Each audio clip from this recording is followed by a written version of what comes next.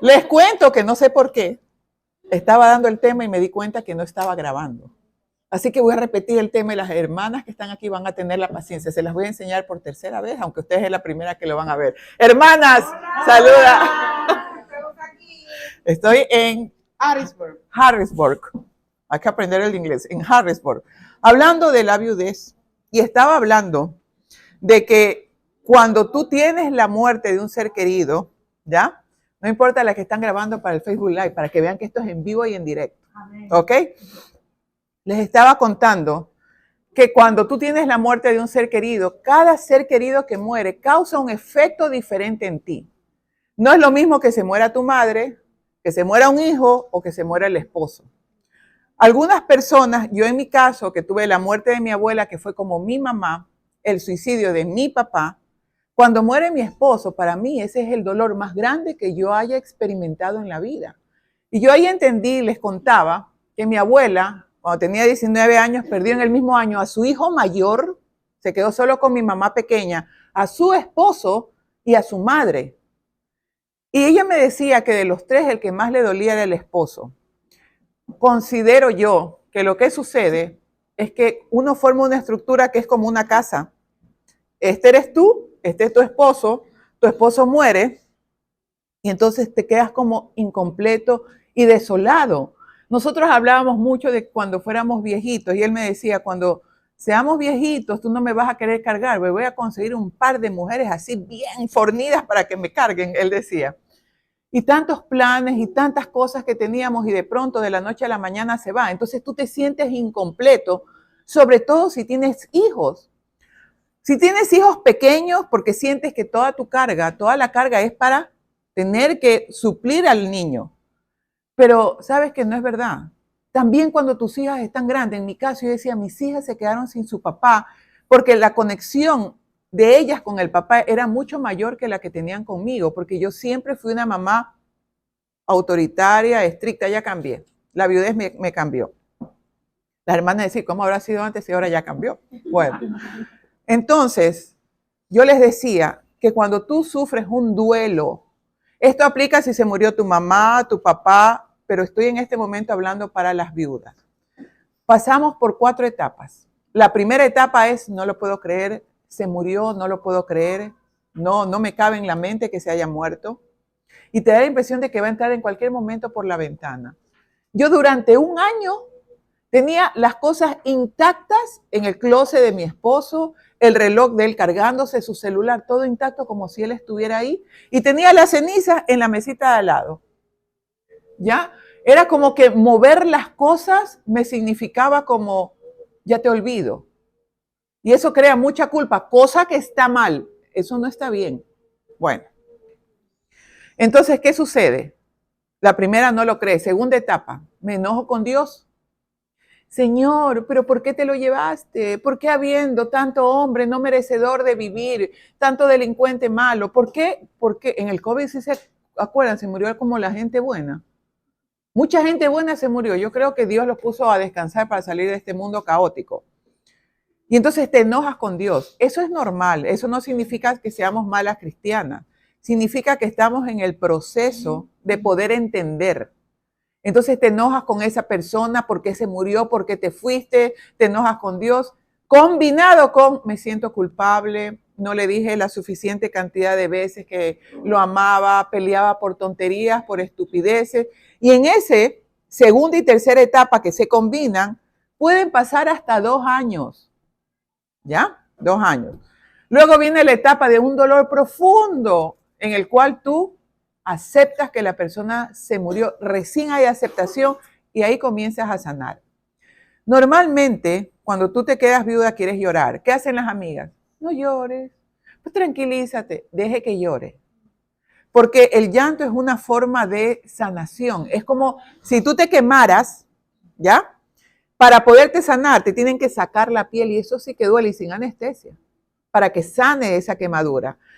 Cuando tú te quedas viuda, lloras y es como, se llama campana de Gus, es como una montañita, empiezas a llorar y llegas al punto que te ahogas y ahí comienza a descender y ese es un proceso de sanación. Entonces, ¿cómo somos las amigas? No llores, no te sientas mal, le estamos cortando la sanación. Así que llorar es normal. ¿Ok? Ahora, ¿qué vamos a hacer? Lo voy a poner junto con el ser divorciada. Porque hoy día vamos a hablar de cómo manejar la viudez, el divorcio y la ausencia de los hijos. Vamos con ser divorciada. Dicen que es el más doloroso de los dolores. ¿Ya? No viví esa experiencia, para mí fue la viudez, pero para quien haya vivido viudez y divorcio, el peor es el divorcio. ¿Por qué? Los 3 dolores más fuertes que puede experimentar el ser humano: la muerte de un ser querido, el quedarse sin empleo porque no sabe qué va a pasar, hay mucho desconcierto, y el divorcio. Quedarnos sin empleo, Dios nos suple, porque donde sea, yo, desde que me quedé viuda, yo tengo la refrigeradora más llena que nunca. ¿Ya? La muerte es algo natural, aunque no nos guste, pero el divorcio, no fuimos diseñados para eso. Entonces, ¿qué sucede? Que nos casamos con una esperanza, con nuestras mejores ilusiones y sueños. Y miren, resulta que nos casamos con una persona que puede ser alcohólico, golpeador, maltratador psicológico, porque a mí me toca eso de, no, mi marido es bueno, solo me insulta, pero no me pega. Imagínense. Maltratador psicológico, psicópata narcisista integrado. ¿Cuál es el psicópata narcisista? Cuando usted lo conoció era una maravilla. El día que se casó se transformó en otro ser, pero es un ser que todo le echa la culpa y que cambia tanto su forma de actuar que a usted le parece que estuviera con otra persona. Y le dice, vamos a suponer, nunca salía sin ti. Se casa y ya no vuelve a salir contigo. Y te dice, ya eres una enferma, solo te pasas reclamándome. Y uno llega a pensar que de verdad está enferma. Es sumamente difícil librarte de un personaje así. O bien te engañó. Y entonces cuando nos engañaron, ¿qué sucede? Que uno dice, uno tuvo el concepto, ay, el día que me engañen, se acabó. Mentira, te engañan, y empiezas a cambiar y a volverte buena y a ver qué hiciste mal, etcétera, etcétera. Cuando llega el proceso de divorcio, el dolor, así haya sido el hombre más malo del mundo, es un dolor inmenso. Yo me acuerdo que yo tenía una amiga que se casó con un hombre que sí funcionaba, ustedes me entienden, pero que estaba en silla de ruedas. Este hombre le pegaba. En la silla de ruedas lo perseguía con el palo y le pegaba. Cuando llegó el momento y se divorció, yo le digo, al fin, amiga, te liberaste de eso. Lloraba, un dolor, fracasé, mi hogar, no me burlo, pero eso es lo que se siente porque no fuimos diseñados para eso. ¿Qué se hace? Ya les voy a decir, ahorita estamos en lo del divorcio, pasas igual las 4 etapas. No lo creo, no creo que este hombre de verdad no me quiera, fue que me mintió, a la final te quiso, pero no como tú necesitas que te amen. ¿Para qué vas a estar con alguien que no te ama como tú necesitas?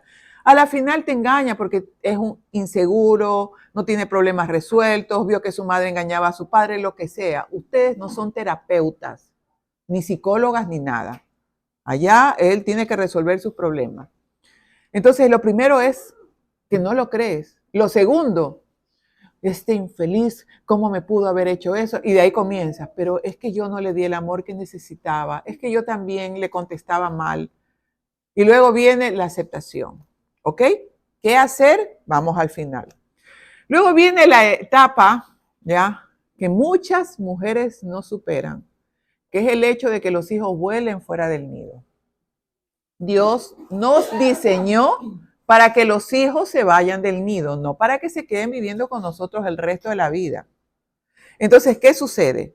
Cuando tu hijo ya tiene 25 años, y esto produce reacciones en el canal YouTube como ni se imaginan, ya no deben estar en la casa. Claro, alguno me dirá, no, pero doctora, es que yo no gano lo suficiente, es que, ay, por favor. Siempre hay un pretexto. O, ay, es que se está quedando hasta juntar la entrada de la casa para poder juntar el dinero. Nunca la reúnen, nunca la completan. Dios dejó la naturaleza para que aprendamos. Y cuando la pajarita ve que el pajarito ya tiene sus alitas para volar, no espera que el pajarito se vaya, lo bota del nido y el pobrecito cuando está llegando al piso empieza a volar. Porque la pajarita sabe que si no lo bota del nido a tiempo, hace un parásito. Se le atrofian las alas y no va a poder volar. ¿Ok? Edad en que los hijos ya debieran tener su propia vida, a los 25 años. A esa edad ya está totalmente formado el cerebro y están en toda su capacidad. Cuando a mí me dice una mujer, me dice, ay doctora, es que mi mamita ya es mayor. ¿Cuántos años tiene tu mamita? 50. Yo le digo, a ver, yo voy a tener 61. Uno puede. A mí nadie me mantiene. Claro que se puede. Podemos hacer un montón de cosas.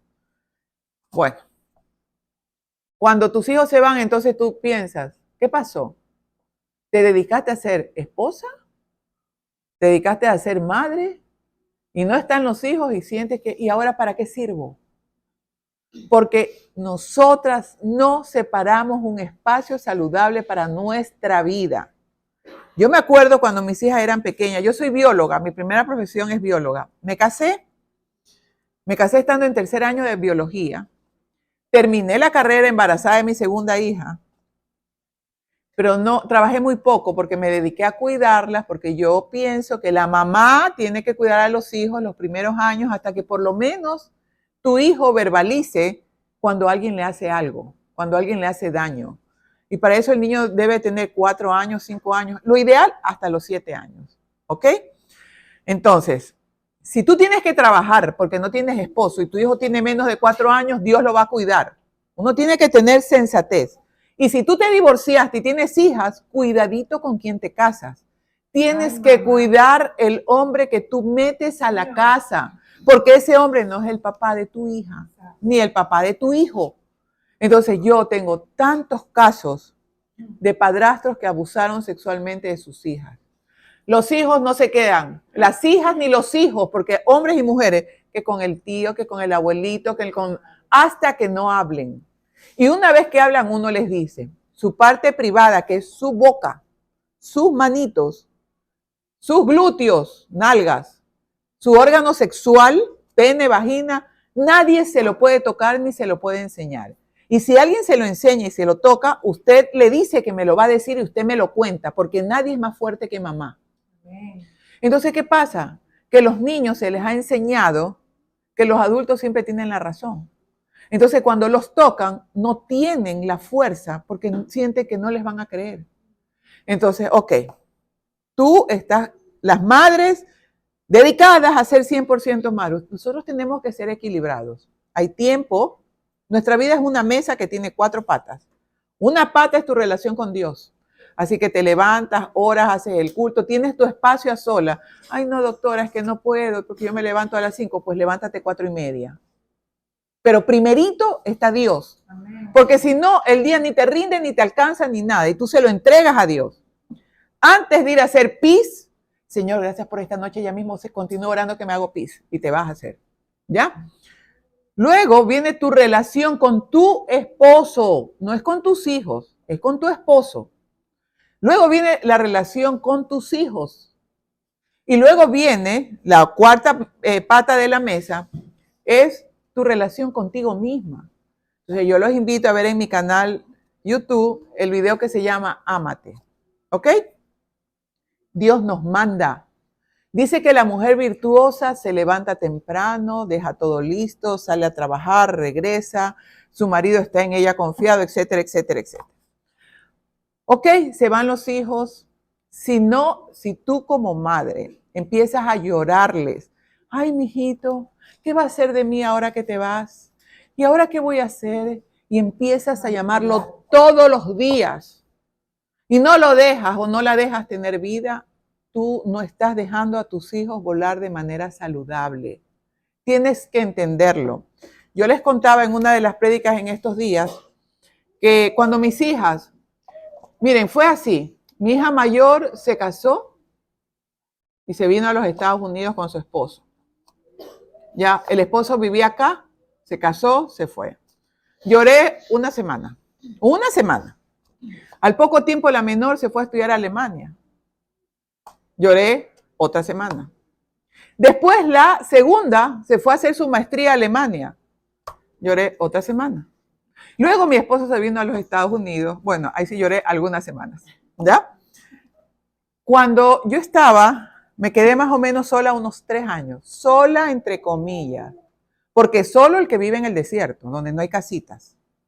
Hay gente alrededor, hay un vecino, tenemos a mi hermana, tienes, mira, este grupazo de amigas que tienes aquí, de nuevas amigas, siempre hay gente, ¿ok? Y yo me acuerdo que tenía un paciente, 8 años, que era pero un niño terrible, y me dice, Marta, ¿y tú eres casada? Le digo, sí, mi amor. ¿Y dónde está tu esposo? Ah, está en los Estados Unidos. ¿Y tienes hijos? Sí. ¿Varones? No, 3 niñas. ¿Y dónde están? Ah, le digo, la mayor en Estados Unidos y la otra en Alemania. Las otras 2 en Alemania.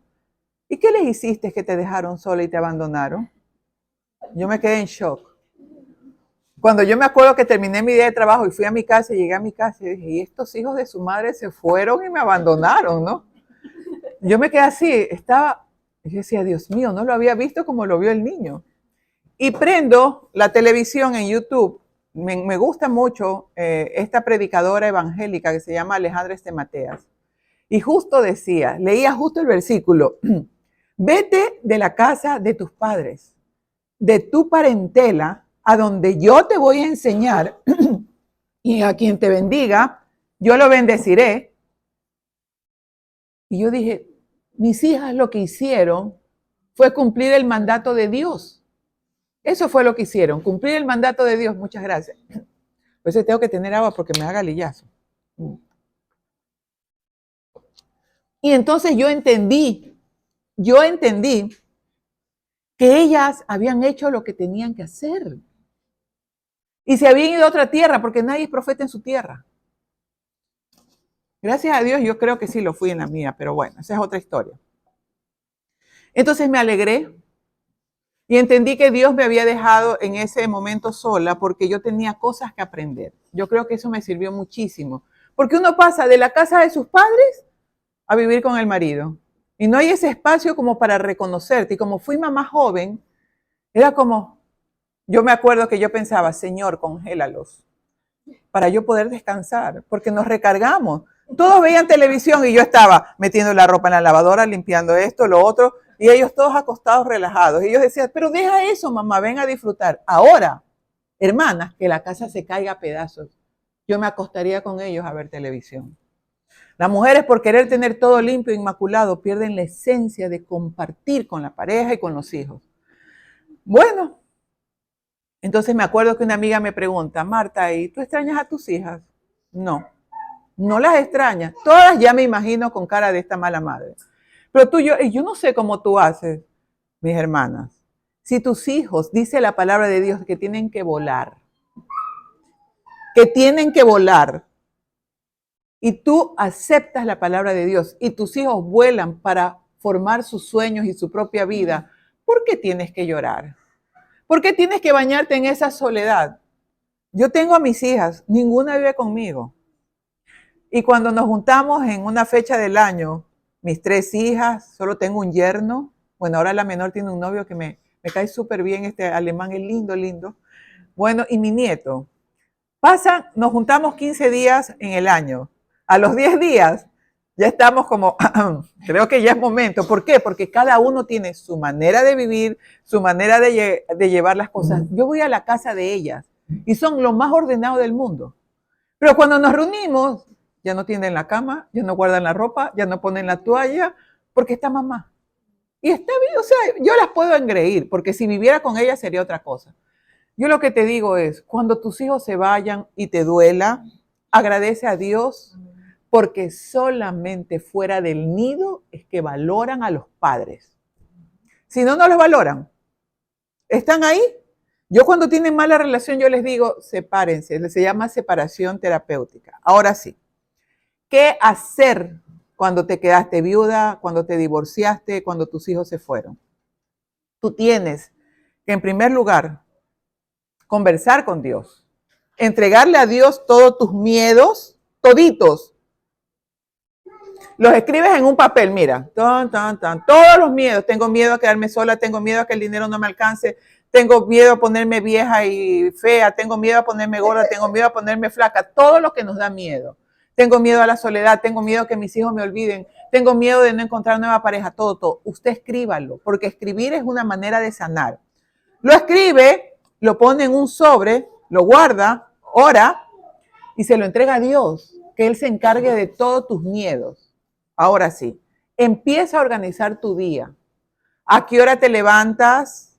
¿Qué es lo primero que vas a hacer? Tú tienes que ponerte una rutina, ¿ya? Esa rutina incluye salir a caminar, hacer ejercicios, ir a ver vitrinas, visitar a una amiga, llamar a tu madre todo el tiempo que no tenías antes, ahora lo tienes. Meterte a un curso en internet, hay un montón de cursos gratis, meterte al grupo Unidas Podemos de Marta Martínez Hidalgo, meterte a mi grupo, ver charlas.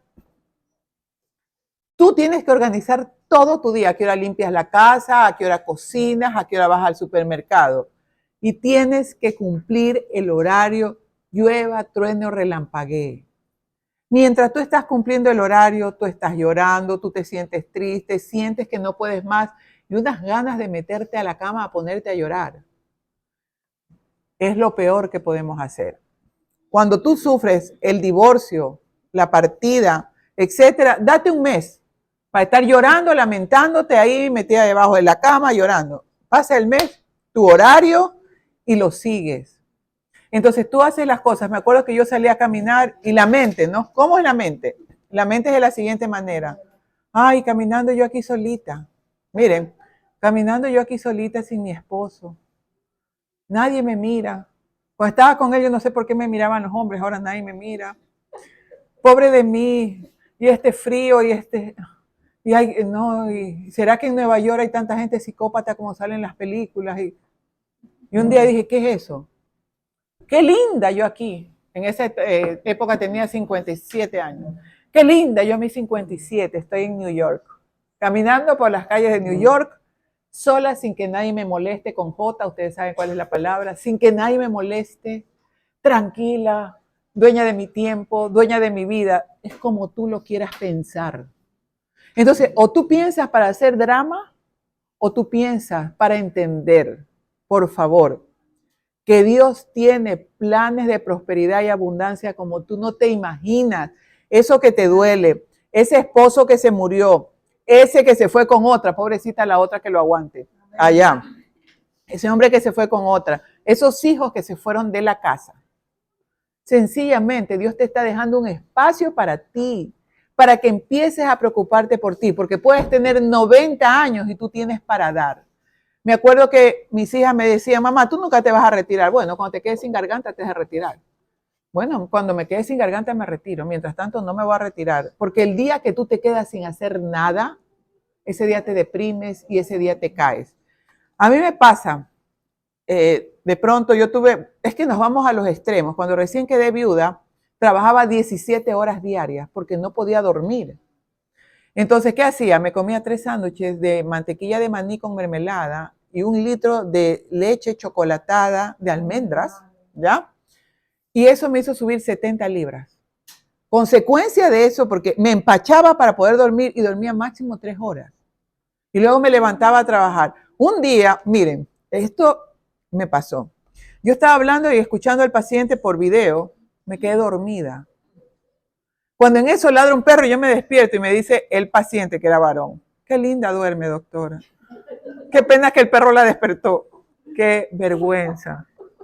Qué vergüenza. Entonces yo ahí pensé, yo no puedo hacer esto. Porque ocupaba mi tiempo trabajando, no había equilibrio. No salía a hacer ejercicio, no salía a caminar, no había equilibrio.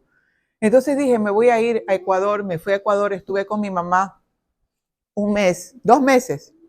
1 mes no trabajé, ¿ya? Y entonces lloraba y que no sé qué, y hacerme los exámenes. La típica que uno va a su tierra a hacerse todos los exámenes médicos, ¿no? Entonces me salió que tenía diabetes. Y el doctor me dice, Marta, tú no te vas a cuidar, tú vives sola, hazte una operación de bypass gástrico. Y ustedes pueden ver en mi video, me hice la operación, yo bajé 100 libras en total. Y me sané de la hipertensión, de la diabetes, me sané. Y entonces regreso, yo dije, yo no puedo vivir de esta manera. Entonces cambié mi horario de atención, me puse límite con los viajes, con todo. Ya no voy a viajar todos los fines de semana, lo voy a hacer 2 veces al mes. Y empecé a hacer ejercicio y salí a caminar. Entonces a veces me agoto y digo, no, hoy día no voy a hacer nada. Hoy día me voy a quedar acostada durmiendo. Y les confieso, no leyendo, voy a ver una serie de Netflix. A perder el tiempo viendo Netflix. Pasa 1 hora, 2 horas y la mente comienza. Tú estás sola. Y si entrara la mente, es que bien dicen que la mente desocupada es taller del diablo. Y comienzo y yo, ¡ah! No, ponte a limpiar. Saca toda la ropa, organízala por colores. Ponte a hacer algo. No hay nada peor que quedarse acostada rumiando las penas. Y no hay nada peor que rodearte de gente negativa, que solo se queja, de gente que solo anda hablando mal del padre, de la madre, del marido, de los hijos, del prójimo, de la vecina, del dueño de casa. Esa gente que solo se queja te resta. Hay personas a quienes les va mal en la vida, que están a tu lado y que no te restan. ¿Por qué? Vamos a suponer, te dice, mire, todos los días me levanto llorando porque no tengo trabajo. Y tú le dices, mira, ora, pídele al Señor, Él te va a dar el trabajo. Cuando tengas hambre, ven acá a mi casa, aquí tienes un plato de comida siempre. Y a los 2 días te dice, ¿sabes qué? Llevo 2 días orando y pidiéndole a Dios que me dé ese trabajo. Esa persona te suma. La persona que tiene problemas y que tú le dices cosas y lo acoge, esa te suma, pero la otra, no, ¿para qué voy a orar? Sí, a mí Dios a mí no me escucha. Él escucha a todos menos a mí. Esa te resta. Entonces hay personas que te desgastan, que tú las tratas de ayudar, que tú le dices y mira, aunque ustedes no crean, hay las personas adictas al sufrimiento, que el día que no sufren se mueren. Tienen que sufrir por algo. La mente busca por qué sufrir. Y las mujeres somos muy así. Entonces, ¿cuál es la manera de superar? Manténgase activa. Busque un propósito. Lea un libro. Hay un libro maravilloso escrito por un psicólogo ateo. Y usted va a decir, ay, la doctora manda a leer libros ateos. Mire, haga lo que dice San Pablo. Escudriñadlo todo, retened lo bueno. Es más, en nuestro devocional de mujeres lo nombran a este psicólogo. Pero hay que tener cuidado. No es que hoy ustedes pueden ver esta semana la escuela sabática del pastor Alejandro Bullón. Está maravillosa. Entonces habla que si tú sacas las cosas de contexto, la verdad puede volverse una mentira. Porque, ¿qué le dijo Jesús a Judas? Lo que vas a hacer, hazlo pronto, hazlo ya. O sea que nos están mandando a que nos suicidemos. Si tú lo sacas de contexto es así. Y no es de esa manera. Entonces, cuando usted vaya a leer la Biblia, porque no es lo que a usted le digan, es lo que usted descubra, usted vaya a leer un libro, pídale a Dios que le ilumine la mente para que vea la cuestión correcta. Entonces hay un libro maravilloso, se lo voy a mandar a Milana para que se los comparta, yo lo tengo en PDF. Se llama El arte de no amargarse la vida. Y otro del mismo autor que se llama Nada es tan terrible. Me encanta la forma práctica que él tiene. Entonces, miren, ahí ya tenemos que hacer. Tenemos que leer. Me preguntan qué hay que hacer. Primero, comer saludablemente. Tenemos que cuidar nuestra alimentación. Primero, comer la palabra de Dios. Primero, usted hablar con Dios, entregarle a Dios, estudiar una porción de su palabra. Segundo, cuide que come. ¿Ya? Tercero, haga ejercicio. Cuarto, póngase una meta. Mi meta es aprender inglés. Estoy ahí en ese curso que lo compré hace 6 meses y solo he hecho la clase 1. Porque todos, la persona que me diga, doctora, yo ya hago todo y yo estoy perfecto, entonces, ¿qué hace aquí? Váyase al cielo. Pues se lo llevarían al cielo en un carro de fuego. Todos tenemos defectos. Yo no soy, mis hijas me dicen, mamá, te hablas mucho de tus defectos, pero ¿y? Yo no soy perfecta. Ustedes no son perfectos. Todos tenemos errores. ¿Ok? Entonces, póngase una meta, que quiere aprender inglés, que quiere aprender a bordar, que quiere aprender a pintar camisetas, que quiere aprender a hacer dulces, haga. Que cuando usted lo que hace le gusta, le sale maravillosamente. Le sale maravillosamente. Yo tengo una amiga que hace, en mi país se llaman hallacas, que es de maíz dulce y le ponen pollo. Ay, no, la cosa más rica. ¿Ya? Entonces, las hallacas me encantan. Oigan, con la bendita hallaca, le ha pagado los estudios a sus hijos, se compró una casa. Es que la gente hace cola. Tiene 6 personas que le ayudan a hacer hallacas porque no se abastece con la demanda. Cuando tú haces algo y tú lo primero que haces es separar el 10% para tu socio que se llama Dios, dice la palabra de Dios, pruébame y verás cómo habrá bendiciones hasta que sobreabunde. Así que, mis queridas damas, nos bajamos del barquito de la queja y del sufrimiento y empezamos a entrar en acción. Ahora sí, termino con mi canal YouTube porque voy a las preguntas. Cuídense.